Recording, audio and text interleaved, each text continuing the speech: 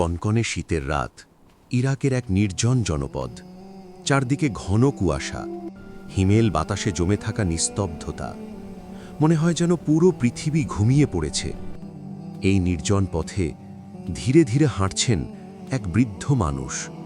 পরনে সাধারণ জুব্বা, মাথায় পুরনো পাগড়ি, কাঁধে ছোট্ট একটি থলে। কিন্তু তার চেহারায় এক অদ্ভুত নূর, এক গভীর প্রশান্তি। তিনি আর কেউ নন, মহান আলেম ইমাম আহমদ ইবনে হাম্বল রাহিমাহুল্লাহ। কিন্তু আজ তিনি নিজের পরিচয় গোপন রেখেছেন। দীর্ঘ সফরে ক্লান্ত শরীর, তার এখন শুধু একটু আশ্রয় দরকার। হাঁটতে হাঁটতে তিনি একটি পুরনো মসজিদ দেখতে পেলেন। নামাজ আদায় করলেন, তারপর এক কোণে একটু বিশ্রাম নিতে চাইলেন। ঠিক তখনই এক কর্কশ কণ্ঠ ভেসে এলো, এই যে মুরব্বি, এখানে থাকা যাবে না।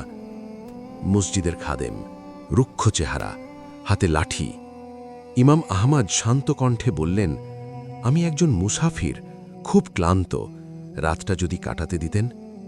কিন্তু না, মসজিদে থাকার অনুমতি নেই। তিনি নিজের পরিচয় দিলেন না, বললেন না, তুমি জানো আমি কে।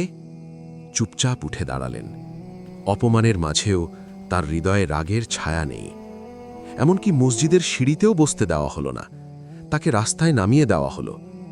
শীতল বাতাসে দাঁড়িয়ে তিনি শুধু বললেন, হয়তো এটাই আল্লাহর ইচ্ছা।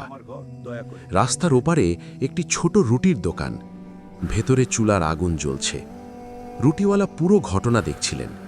তিনি দৌড়ে এসে বললেন, হে মুসাফির, আপনি চাইলে আমার ছোট্ট ঘরে রাত কাটাতে পারেন। ইমাম আহমদ মৃদু হাসলেন, আল্লাহ তোমাকে উত্তম প্রতিদান দিন। ছোট্ট ঘর, কিন্তু উষ্ণ। রুটি আর গরম দুধ পরিবেশন করা হলো। কিছুক্ষণ পর ইমাম আহমদ একটি অদ্ভুত বিষয় লক্ষ্য করলেন। রুটিওয়ালা আটা মাখছেন আর মুখে বলছেন, আস্তাক ফিরুল্লাহ, আস্তাক ফিরুল্লাহ। পানি ঢালছেন, আস্তাক ফিরুল্লাহ। খামির বানাচ্ছেন, আস্তাক ফিরুল্লাহ। এক মুহূর্তও থামছেন না। তার হাত কাজ করছে, তার জিহ্বা জিকির করছে, সারা রাত ধরে, 1000 বার, লক্ষ বার। ভোরের আগে ইমাম আহমদ জিজ্ঞেস করলেন, তুমি কতদিন ধরে এভাবে ইস্তেগফার করছো?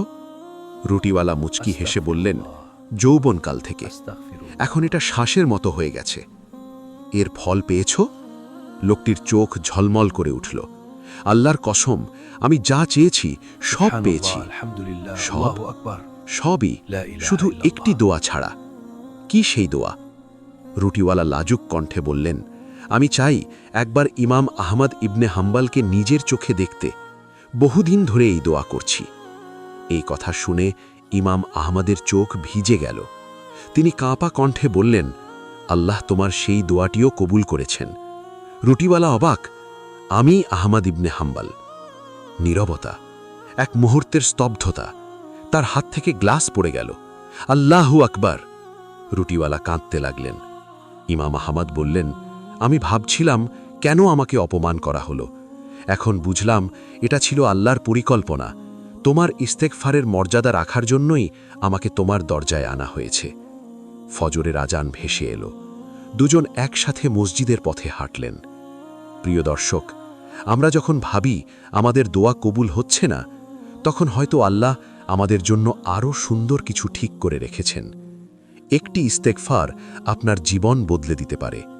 আসুন বলি, আস্তাক ফিরুল্লাহ, আস্তাক ফিরুল্লাহ, আস্তাক ফিরুল্লাহ।